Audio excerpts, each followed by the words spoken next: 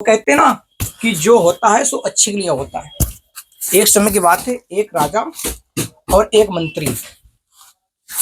तो एक समय की बात है, राजा तलवार को साफ कर रहे थे और धोखे से तलवार साफ करते समय राजा की उंगली कट गई। मंत्री ने कहा कि जो हुआ सो अच्छा हुआ। इस पर राजा को बड़ा क्रोध आया कि हमारी यहाँ उंगली कट गई और मंत्री कह रहा जो हुआ सो अच्छा हुआ। राजा को क्रोध आया। राजा ने आदेश दिया कि मंत्री को कारागार जेल में डाल दिया जाए। मंत्री को जेल में डाल दिया गया। कुछ दिन के बाद राजा सैनिकों के साथ शिकार करने गए और शिकार करते करते जंगल में भटक गए। सैनिक अलग चले गए, राजा के अलग चले गए।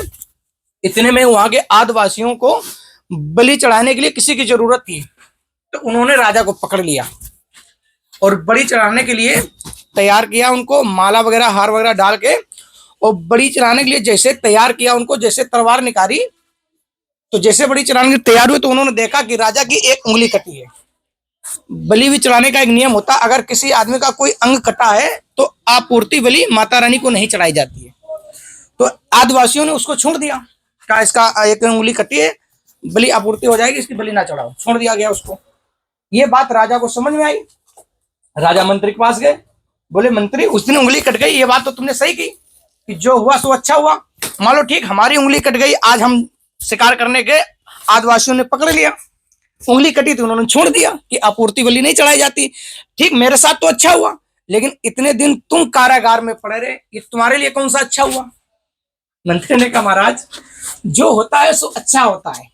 आप ये बात बताओ, आप शिकार करने गए, ठीक हम आपके मंत्री थे, हम आपके बिल्कुल साथ रहते, आपकी उंगली कटी थी, आपकी बलि आपूर्ति थी, आपकी बलि नहीं चढ़ाई जा सकती थी, हम तो सही सलामत थे, हमारी बलि चढ़ा दी जाती है, हमारी बलि चढ़ा दी जाती तो महाराज जो होता सो अच्छा होता।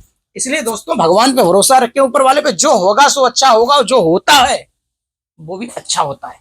वीडियो अच्छा लगे शेयर करें एंड लाइक कमेंट करें।